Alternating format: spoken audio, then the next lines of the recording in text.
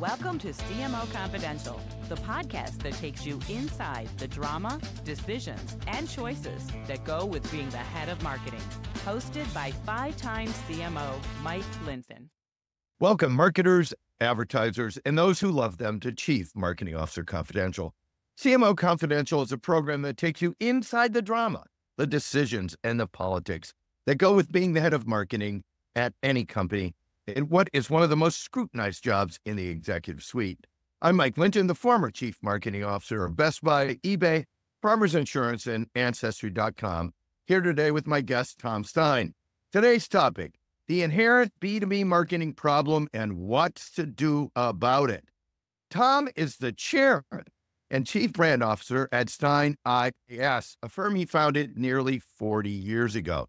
He is a true champion of B2B marketing and marketers in general, and a member on a number of industry boards. Both he and his agency have won many awards, including the B2B Agency of the Year or by the ANA in 2023, where, for full disclosure, we met for the first time. I read the list of awards that Tom and his agency have gotten, but we've run out of time for the whole show, so let's just say a whole bunch of awards. Welcome, Tom. Thanks for joining us.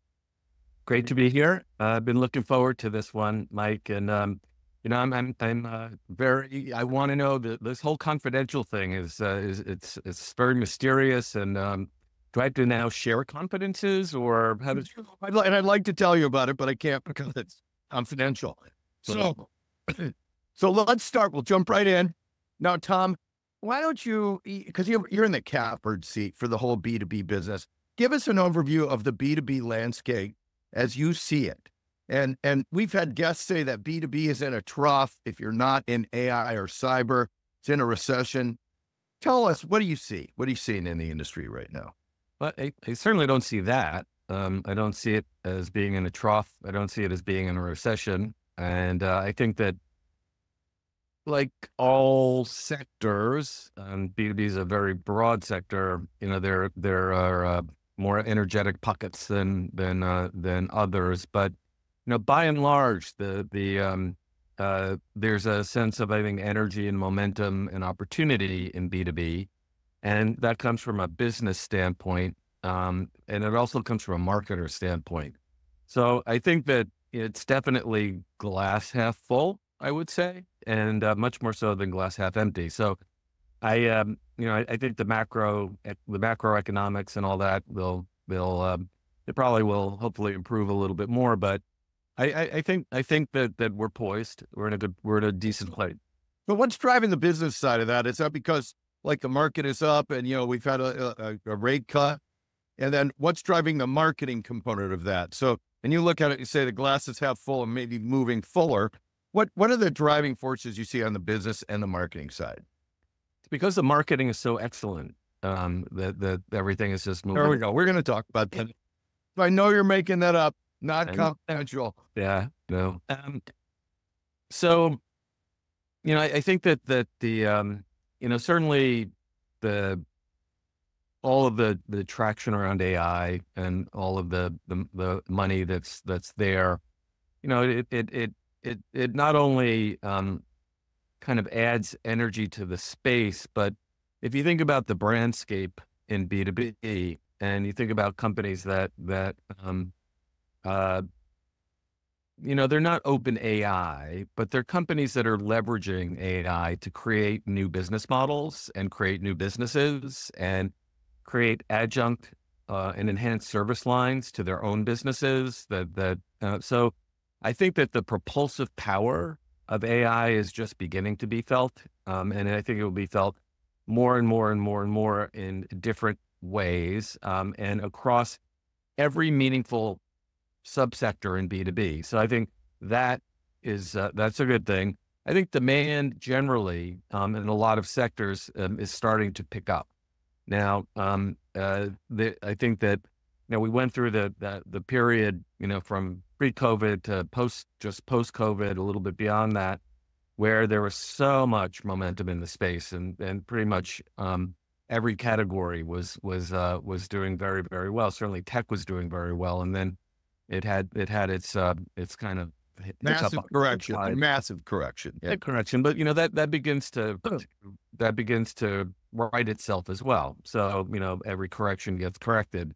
So I think that generally, a lot of the sluggishness starts to be behind us, and I think momentum starts to be in front of us. So that's I'm not a macroeconomics expert and all of that. All I can share is what I hear, feel, see, both from my clients as well as from other folks in the space. So I think that, that's what I think. So a rising tide is lifting the marketing boats as well in this. Yeah, well, marketers a lot more to work with too. Let me just add something to that, Mike, because the whole rising tide. So the B2B's rising tide, it's been rising for a while now. Yeah. I'm entirely biased. I admit it. I'm entirely biased about this, but in many ways, B2B, the tide has been rising, and it may have not risen quite as much the last couple of years, but overall it is rising. And so think about it as a you called it a correction, a period of time, but I think B2B is going to outperform the rest of the world for any number of years. I call this the B2B decade, and I believe that we're in it now. And I think we're going to see just from end to end a new place for B2B in the world. So the trend line is going up and to the right, and you've seen nothing. Right. Okay? And you see, if I'm shorthanding what you said, a ton of accelerants beneath this, not the least of which is AI, but there's more to it than that.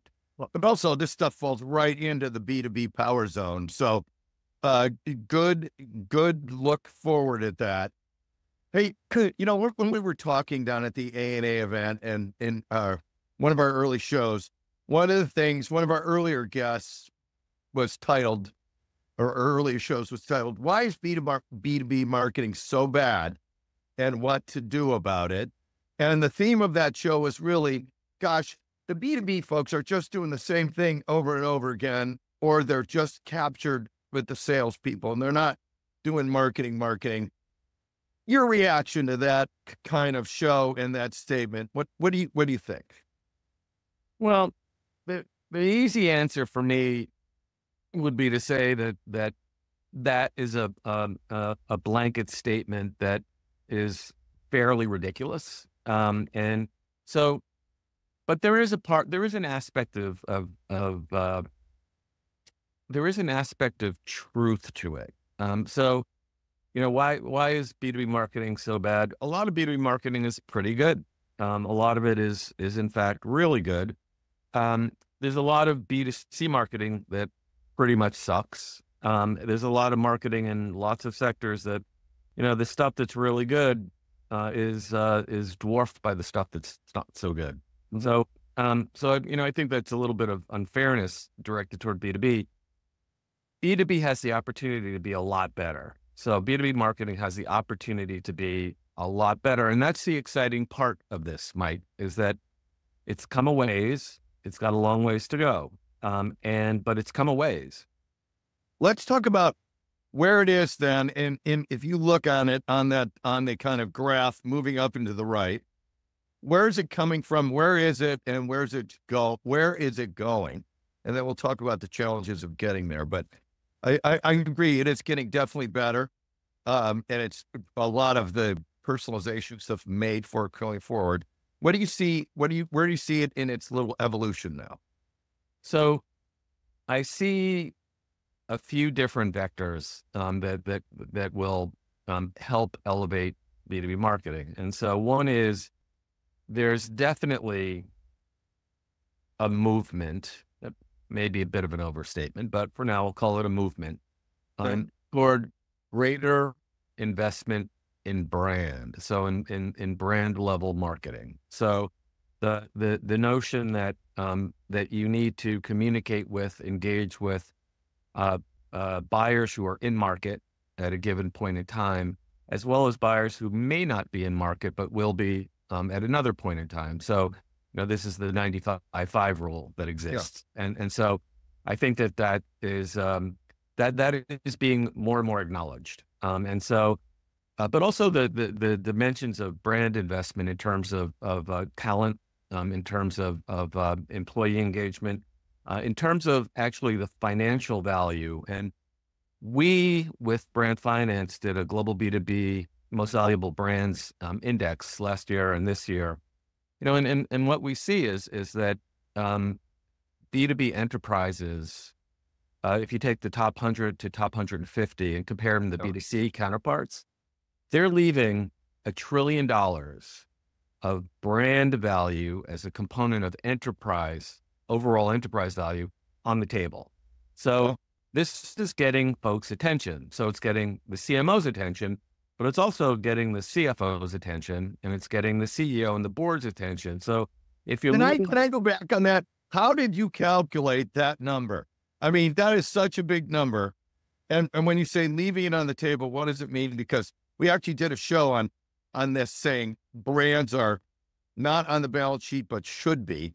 And Wall Street people are actually imputing them with a value. Tell us how you did this and how you got to that massive number you put out. Well, so Brand Finance is one of the original, if not the original, brand valuation consultancies in the world.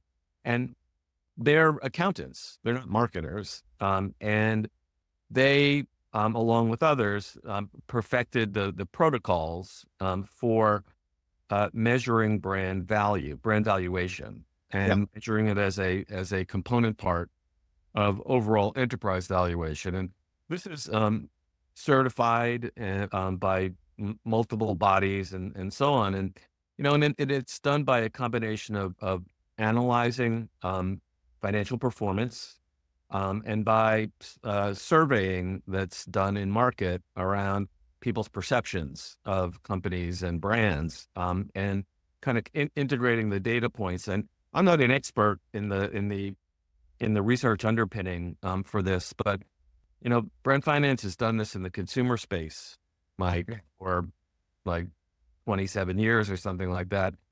And together last year, we did this for the first time in B2B ever. And this year we did it for the second time ever. So, just think about that this has been a mainstay of brand valuation. Has been a mainstay in the consumer space, and it's never existed in the B2B space. Oh, they're calculated like Interbrand and everybody else in terms of stock price and the valuation of the brand. Is that right? Yeah, that's right. It's a combination of stock price, other financial data and metrics, and then some quantitative inputs into that. If that's right, if this is, and we want to get these guys on or these people on our show as well. So we'll ask. I can hook you up, man. That will be great. We'd love to be hooked up. I can do that. And then because what this would say is the brand valuation it's pretty big. It's not captured yet in the stock price, but it's there. It's not captured as an intangible asset yet on the balance sheet. Correct. So and in the cases where it is captured, the percentage of brand valuation, component part of total enterprise valuation, underperforms consumer by about 40%. Okay, that is super interesting. We will take you up on that after the show. I want to go to so brands are on the rise in B2B. Brands are on the rise. B is the momentum is the momentum behind that is not going to recede. It's going to keep going. So Big Mo is on the B2B sideline. On our side, tell us. We talked earlier, about the inherent challenges of B2B marketing, and just talk about some of the things in the way of capturing all this brand value and using marketing to drive sales while you're on this up and to the right move. Yeah. So the overall level of creativity, creative effectiveness needs to get better, and it needs to be better understood in B2B. I think that there's been lots of there's lots of data. There's been lots of conversation, whether it comes from IPA or whomever it comes from, around around creative effectiveness and around marketing effectiveness. And it's mostly lived in a consumer context, and it has lived in the B2B context. That is starting to change. And so, honestly, it makes no sense that it doesn't live in B2B because the purchase cycle is so long. And for me, it's not. it makes no sense. It makes zero sense. And so that's changing. So that put that in the big Mo column over here. So, but so there's a lot of people thinking about it. There are a lot of people working on it. And I think it's making a qualitative and quantitative difference now. And you just said something about the buying cycle in B2B. And that is very different than consumer. And when people say that B2B and B2C are really the same thing, I disagree with that. They're not the same thing. There are things that are similar and are the same, but there are big aspects of B2B marketing that are very different than consumer marketing. So, and one of which is the length of a buying process and the length of decision making and so on. And there's an idea. So this is our idea. So take full credit for it. But the big long idea. So an idea needs to be big. So of course it's stock and trade. An idea needs to be big. But an idea needs to be long. It needs to span a buyer journey. It needs to span all the channels. It needs to span the buyer journey stages. So the idea of that, an idea being a big, long idea is key. And I think that's being increasingly adopted in the B2B space. And also brand to demand connectivity needs to be better understood and better realized in the market. So you talked about what's holding us back. Here's a huge thing that's holding us back. This could be the hugest thing, which is in a lot of B2B companies, and there are reasons why this exists, but the fact of the matter is that brand lives here, and it has its budget, it has its team, it has its supporters and detractors. And this is in many, if not most organizations, demand is over here, and demand has its own budget, its own KPIs, all of these things. And so if you have two different organizations within an organization that are doing two different things that are not aligned, and they're both marketing to the same customer profile, that it all falls apart. It does not work optimally well. And we in B2B need to fix that. We really need to fix it. It's not easy, but we need to fix it.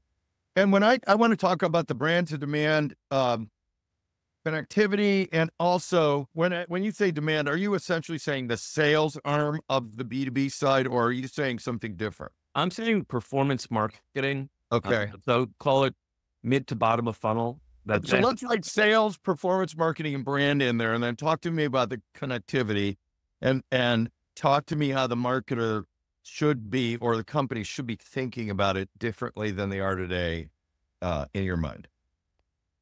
So this has been talked to death about a disconnection, lack of alignment, whatever, between the brand apparatus and the demand apparatus, and then the marketing apparatus and function and the sales function. And so, we kind of devolve quickly into the world of MQLs, and if you know MQLs, they're kind of I think they're a symptom of things being wrong. Is that qualified leads? Is that marketing qualified leads? Yeah. MQL. Yeah. And, salespeople don't like them. The marketing people, sometimes it's the only thing that they can hold their hand up and say, we did that. And and so I think the easiest thing to measure. Yeah. Is it? Yeah. It's, and because the structures of companies are such that they aren't designed for easy measurement or for effective measurement. It's so, the brand to demand connection, and how something that an opportunity flows from brand to demand to sales, they're often not measured, and or often not adequately measured, put it that way. And so if I'm parsing all your words, what you're saying is the brand is undervalued, and in many organizations, it's in a place where it is stuffed away and it's hard to get its value. And then the structure is also possibly in the way of it ever getting out from under that because there's so much focus on the easily measurable parts. Is that a fair summary? Yeah, that's correct. That's a fair summary. So doing my job here. you do an excellent job. All right. I should have you as my spokesperson all the time. There you go. I'm available. You synthesize very well. There you go. So there's one other thing I want to add to this. So many things I want to add to this. When you and I had a chat a couple of weeks ago, we were laughing about something that this all brings to mind, which is that B2B marketing, where it can fall down is the old football adage of 3 yards in a cloud, 3 yards in a cloud of dust. And so, and so it's the notion that when B2B marketing is done in the way that has long been done, and where it's very tactical in its orientation, and there are no big bets placed. There's no one's going downfield. No one's looking for a 70-yard. Everyone's just looking at MQL, and they found ways to get them. 3 yards in a cloud of dust. It's football circa 1960, and football today is like everybody passes 53 times a game, and so I think that the B2B needs to catch up to those kinds of that kind of approach where they're understanding risk reward in marketing and doing it in a prudent way with all of the necessary validation and forethought. But I do think that's a barrier that we're all trying to push beyond. And again, I think we're making progress. So let's talk about clients and when you're working with, I want to talk about best and worst practices of clients, because if I'm a client and all I want is 3 yards in a cloud of dust, and you want to give me the big, long idea, how do I interact with that? And how do I know if I'm a bad client? Like, I'm looking for best and worst practices for clients here, particularly in the B2B space, so they can write themselves into this story of, I actually do see big, long ideas, or I'm running a 3 yards in a cloud of dust offense. Well, I think that the clients probably know they're not good clients. They probably do. They probably know that they have dysfunction in their organization, or there's dysfunction in their broader company. There's a lack of alignment and all of that, and they won't tell the agency that until the agency gets to experience it firsthand. And so I think that, and I don't. First of all, nothing should ever be put on the marketer and not put on the agency. So this is, this has to be done together if it's going to be done right, and they have their own stuff.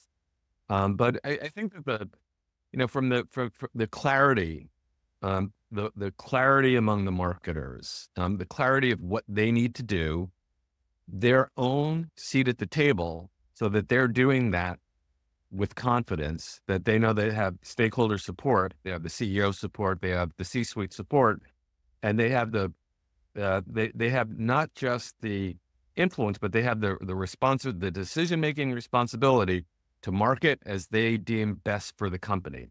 They need to have that remit. In a lot of cases, they don't have that remit, and it's a problem. It's a problem because then it can often devolve into decision-making that is dispersed, consensus-oriented decision-making, least common denominator decision-making, those kinds of things. And the best marketers in the B2B space, I'm sure it's the same in the B2C space, they have the confidence that comes from trust. They're trusted by their organization to do the right things, and they typically then do the right things. But that's not the rule. And in addition to trust, how much of it is structure? Because a lot of times you see in B2B, particularly the marketing department, quasi as a sales support group, sometimes. How much of it is structure and how much of it is trust? I think that a lot of it is trust. And if there's trust, people will sort out the structure. I think that what you're really getting at is, does a B2B organization believe in marketing? Yeah, that's right. And so, if they don't, then it's a problem for the CMO and for the marketing organization. And it's a work in progress. That's a work in progress for sure. We see it every day. We see it literally every day. So what percent of companies would you say in the B2B space that you see believe in marketing versus those that don't? No names, just percentages. You can be sure I will not give you names. There you go. So I think the difference here, the way I would describe it is that if marketing is considered a growth driver, yeah, or if marketing is considered a sales enabler, or a line item, yeah. And I think that the majority, a significant minority, are considered growth drivers. Yeah. So I put a number to it, say 25%. And then the rest are in a band of evolution from, really, we used to call it balloons and brochures. And you make a lot of money from balloons and brochures, but, and then spanning into more sophisticated capabilities and contribution to the business. But that's another thing that is 3 yards in a cloud of dust, right? That's kind of that's the sales enabler way over here. And then, someone who's playing a contemporary offense is, with Patrick Mahomes is over here. I would use a New York Giants analogy, but it's not a good time to do that. I totally understand. Hey, so if you could, you're talking to all the B2B CMOs listening to the show. If you could talk to all the B2B CMOs in the world, what would you tell them? Just give them advice.